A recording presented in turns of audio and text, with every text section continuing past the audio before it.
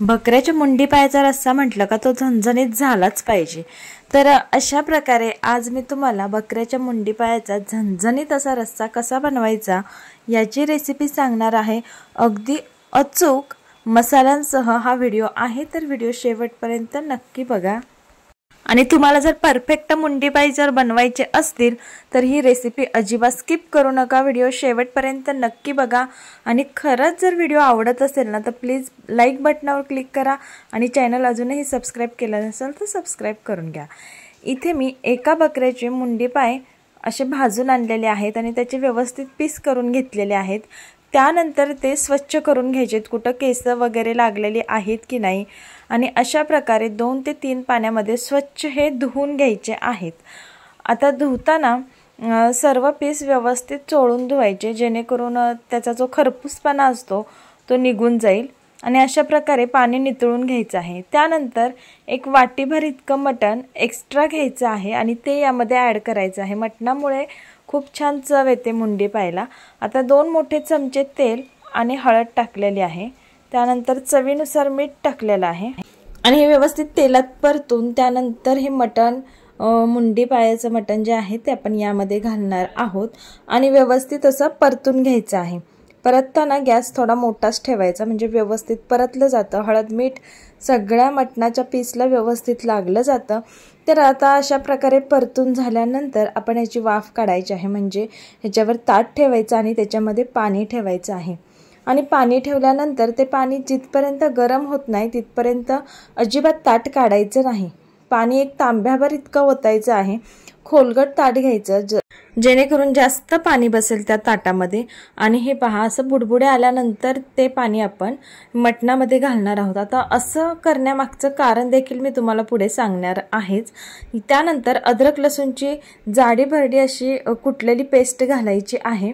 आता मी पाण्यामध्ये का घातली तर पाण्यामुळे सगळीकडे व्यवस्थित लागली जाईल म्हणून पाण्यामध्ये घातलेली आहे। आता हे व्यवस्थित आपण परतून घ्यायचं। जेव्हा आपण ताटावर पाणी ठेवतो की नाही तर त्यामुळे काय होतं, मटणाला छान असं पाणी सुटतं आणि अर्धनिम्म मटण त्यामध्ये शिजलं जातं।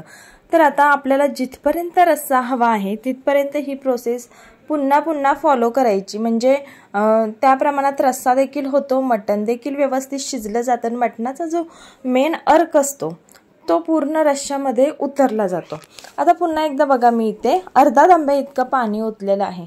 आता तुम्हाला कितपत रस्सा हवा आहे तिथपर्यंत पाणी ओतायचं, परंतु एक लक्षात ठेवायचं, जेव्हा मुंडीचा रस्सा आपण करत असतो ना तेव्हा जास्त पातळसर करायचा नाही, कारण फार चवीला काही लागत नाही, थोडासा घट्टसरच करायचा, त्यामुळे खूप छान अशी टेस्ट येते। आता दुसऱ्यांदा देखील बघा, गरम झालेलं पाणी आपण या मुंडीमध्ये घातलेलं आहे। आता मोठा गॅस करायचा, पुन्हा कढईवर झाकण ठेवायचं आणि व्यवस्थित हे मटण शिजवून घ्यायचं।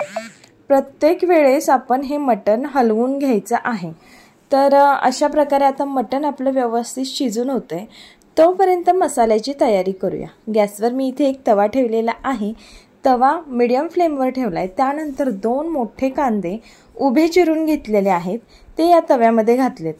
आता मसाला भाजताना मी इथे तेलाचा वापर करणार नाहीये, कारण अगोदरच आपण मटण शिजण्यासाठी देखील तेल वापरलेलं आहे आणि मटणाला खूप जास्त चरबी असते, त्यामुळे त्याचं देखील भरपूर तेल सुटत असतं, त्यामुळे मी इथे तेलाचा अजिबात वापर केलेला नाही। तर अशा प्रकारे आपण हे व्यवस्थित परतून घ्यायचं आहे। त्यानंतर मी खोबरं देखील बघा ओलं टाकलेलं आहे, ते देखील आता परतून घ्यायचं। जास्त असं करपून द्यायचं नाही, अगदी थोडं थोडं भाजून घ्यायचं। आता यामध्ये आपण एक मोठ्या आकाराचा टोमॅटो बारीक कट करून घातलेला आहे, तो देखील भाजून घ्यायचा। आता टोमॅटो जास्त काही भाजायचा नाही, थोडासा हलका असा मऊसर होईपर्यंत आपण भाजून घेणार आहोत। आता तुम्ही पाहू शकाल मस्तपैकी असा टोमॅटो आपला भाजला गेलेला आहे। आता त्यामध्ये आपण लसणाच्या पाकळ्या घालूयात। लसणाच्या पाकळ्या इथे मी 12 ते 13 इतक्या अशा लसणाच्या पाकळ्या घेतलेल्या आहेत। थोडासा लसूण जास्त घालायचा, लसूण जास्त घातल्यामुळे काय होतं, छान असं रश्श्याला चव येते। तर लसूण देखील जास्त काही भाजायची गरज नाही, अगदी थोडासा हलकासा भाजून घ्यायचा आहे। त्यानंतर 5-6 मिरी, 2 लवंग घेतलेला आहेत, एक दालचिनीचा तुकडा घेतलेला आहे, त्यानंतर 2 तमालपत्र बारीक चिरून घेतलेले आहेत आणि एक चक्रफूल घातलेला आहे। आता हे व्यवस्थित आपण भाजून घ्यायचं आहे। भाजताना गॅसची फ्लेम स्लो ठेवायची आहे, कारण हे खडे मसाले पटकन करपू शकतात, त्यामुळे हे बारीक गॅसवर व्यवस्थित असं भाजून घ्यायचं आहे। आता त्यानंतर 1 चमचा जिरं घातलेला आहे आणि 1 मोठा चमचा पांढरे तीळ घातलेला आहे। यामुळे खूप छान चव येते, त्यामुळे पांढरे तीळ अवश्य घाला। आता हे देखील आपण छान असं खरपूस भाजून घेणार आहोत। मसाले भाजले गेल्यानंतर गॅस लगेच बंद करायचा आणि थोडासा मसाला हा भाजलेला थंड करून घ्यायचा आहे। आता जसे तीळ उडायला लागतात तसं गॅस बंद करून घ्यायचा आहे आणि आता हा मसाला आपण थंड होण्यासाठी ठेवूया। थोडासा नॉर्मल झाल्यानंतर हा मसाला आपण मिक्सरच्या भांड्यामध्ये काढून घेतलेला आहे। मुठभर इतकी कोथिंबीर घातलेली आहे आणि थोडंसं पाणी घालायचं आहे, जवळपास अर्धी वाटी इतकं पाणी घालायचं आहे आणि पाणी घातल्यानंतर छान असं बारीक वाटून घ्यायचं आहे। मिक्सरला आपण जेव्हा मसाला वाटतो ना तेव्हा दोनदा थांबवून मसाला पुन्हा चमच्याने व्यवस्थित हलवून छान असा बारीक करून घ्यायचा आहे। तुम्ही जेवढा मसाला बारीक छान वाटताल तेवढा तुमचा रस्सा खूप छान होणार आहे। तर तुम्ही पाहू शकाल मस्तपैकी मसाला आपला बारीक वाटून झालेला आहे। त्यानंतर कोरड्या मसाल्यांमध्ये बघा चवीनुसार मीठ, हळद, मोठा 1 चमचा धना पावडर आणि ही काश्मीरी लाल मिरची पावडर 1 चमचा घेतलेली आहे। त्यानंतर हा आमचा घरगुती मसाला 2.5 ते 3 चमचे इतका घेतलेला आहे।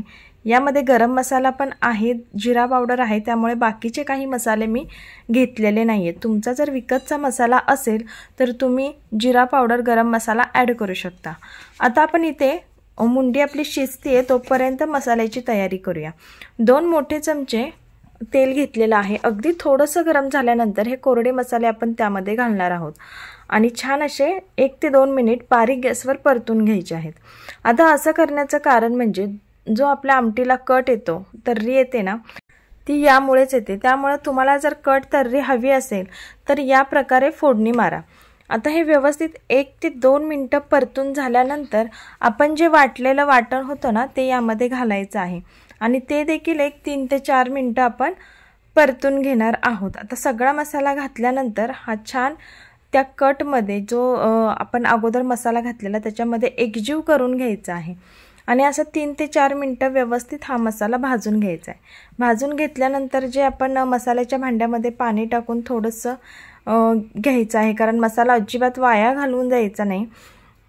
आता हे व्यवस्थित परतून झाल्यानंतर आपण यामध्ये पाणी ॲड करणार आहोत। कधी पण लक्षात ठेवा, जेव्हा मसाला आपण भाजून घेतो ना तेव्हा नेहमी पाणी टाकून मसाला अगदी व्यवस्थित शिजवून घ्यायचा। त्यामुळे काय होतं, जो आपला रस्सा असतो ना तो एकदम असा एकजीव होतो आणि प्यायला देखील खूप छान लागतो। तर अशा प्रकारे आता पाणी टाकल्यानंतर हा मसाला आपण मीडियम फ्लेमवर छान शिजवून घेणार आहोत। तुम्ही मोठा गॅस गेलात तरी चालेल, पण जेव्हा पाणी आटत येतं तेव्हा मीडियम फ्लेमवर ठेवा, नाहीतर मसाला करपू शकतो। आता तुम्ही पाहू शकाल मस्त अशी मसाल्याला आपल्या उकळी आलेली आहे। आता ह्या उकळीनेच आपण छान असा मसाला शिजवून घेणार आहोत। जेवढा मसाला तुम्ही छान शिजवून घेताल पाण्यामध्ये तेवढा तुमचा रस्सा खूप छान झणझणीत आणि रसरशीत होणार आहे। तर अशा प्रकारे थोडंसं पाणी आटलेलं आहे बघा, सारखं परतून घ्यायचं आहे, नाहीतर मसाला कडेला लागू शकतो। आता अशा प्रकारे परतून घेतल्यानंतर आपण गॅसची फ्लेम स्लो ठेवायची आहे आणि ह्या मसाल्यावर ताट ठेवायचं आणि ताट ठेवून 3 ते 4 मिनिटं मसाला अगदी व्यवस्थित शिजवून घ्यायचा आहे। असं करण्याचं कारण की मसाला छान शिजला गेला पाहिजे। जेवढा छान शिजल मसाला तेवढा रस्सा छान असा झणझणीत होतो। तुम्ही पाहू शकाल मस्त असा मसाल्याला कट देखील आलेला आहे, परफेक्ट मसाला शिजला आहे। आता आपली मुंडी शिजून झालेली आहे, त्यामध्ये हा मसाला ॲड करूयात। आता मुंडीला देखील छान उकळी आली आणि मटण व्यवस्थित अगदी शिजलेलं आहे। आता ह्यामध्ये आपण मसाला ॲड करूया। आपण यामध्ये अर्धा पावशेर इतकं मटण देखील ॲड केलेलं आहे, ते देखील तुम्ही अवश्य करून बघा, त्यामुळे खूप छान टेस्ट येते। आणि तुमच्या घरात जर लहान मुले असतील तर हे सूप तुम्ही त्यांच्यासाठी काढून घेऊ शकता, खूप सुंदर होतं हे सूप। आता यामध्ये आपण मसाला ॲड करतोय। मसाला ॲड केल्यानंतर 5 ते 6 मिनिटं किंवा 10 मिनिटं छान असा खळखळीत रस्सा उकळून घ्यायचा आहे, कारण आपण जे सपक सूप बनवलंय आणि हा मसाला छान असा एकजीव झाला पाहिजे, मटणामध्ये छान मसाला मुरला गेला पाहिजे।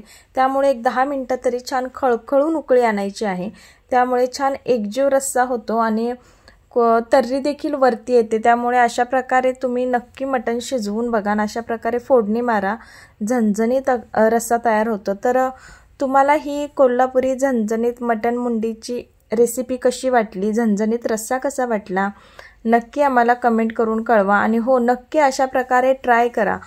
तसेच मटण मुंडी पायाच्या रेसिपी अगोदर पण खूप साऱ्या अपलोड केलेल्या आहेत, त्या देखील तुम्ही पाहू शकता, त्यांची प्लेलिस्ट पाहू शकता। खूप सुंदर पद्धतीने आणि साध्या सोप्या पद्धतीने देखील दाखवलेल्या आहेत। तर चॅनलवर ते व्हिडिओ आहेत, तुम्ही अवश्य जाऊन पाहू शकता। तर व्हिडिओ जर आवडला असेल तर प्लीज व्हिडिओला एक लाईक करा, व्हिडिओ शेअर करा आणि सर्वात महत्त्वाचं आमच्या आपलं स्वयंपाकघर आणि आपण या यूट्यूब चॅनलला मात्र सबस्क्राईब करायला विसरू नका। तसेच शेजारील बेल आयकॉनलाही क्लिक करा, जेणेकरून येणाऱ्या नवनवीन व्हिडिओचं नोटिफिकेशन सर्वात अगोदर तुमच्या मोबाईलवर येईल। तर प्लीज प्लीज प्लीज चॅनलला सपोर्ट करा, चॅनलला भेट देत जावा। आपल्या चॅनलवर रोज एक रेसिपी अपलोड होत असते। तुम्हाला जर ह्या रेसिपीबद्दल काही शंका असतील तर कमेंट बॉक्समध्ये नक्की कळवा, त्याची उत्तर मी तुम्हाला नक्की सांगेल। तर वेळात वेळ काढून हा व्हिडिओ पाहिल्याबद्दल तुमचे खूप खूप धन्यवाद। थँक्यू।